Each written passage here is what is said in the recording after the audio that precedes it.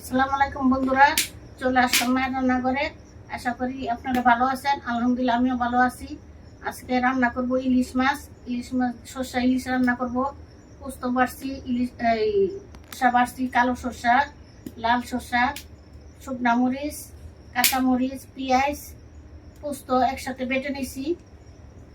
এখন কড়াই বসাই দিছি, তেল দিব, সরষার তেল।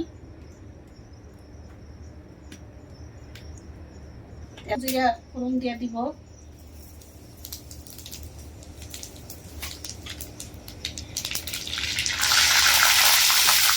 সব মশলা দিয়ে দিব, একসাথে মিশি।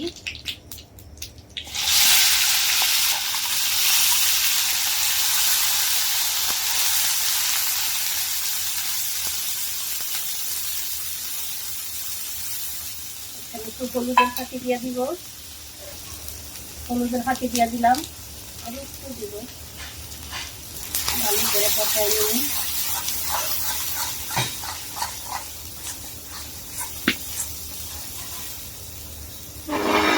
এখন একটু পানি দিয়ে দিব,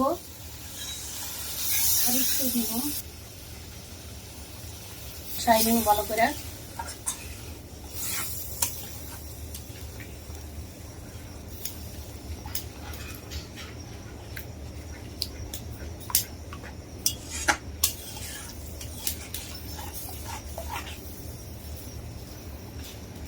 চলে আসলাম একটু পর, লবণ দিয়ে দিব। এখন 1 চামচ লবণ দিয়ে দিলাম।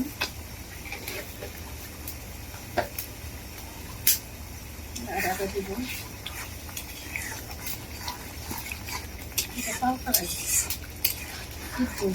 এখন চুল দিব, চুল দিয়ে দিলাম।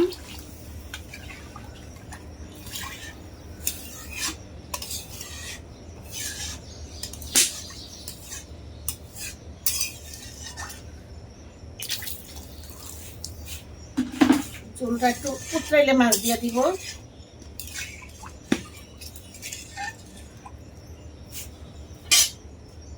ঢেকে দিব।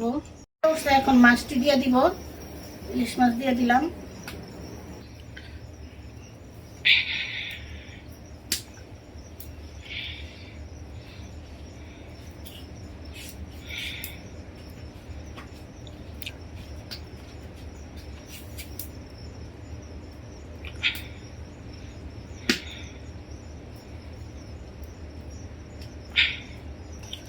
নাড়া দিব,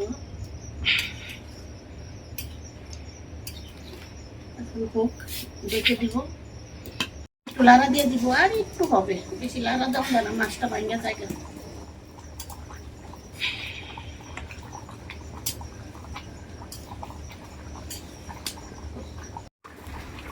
আমার তরকারি হয়ে গেছে, সর্ষা ইলিশ।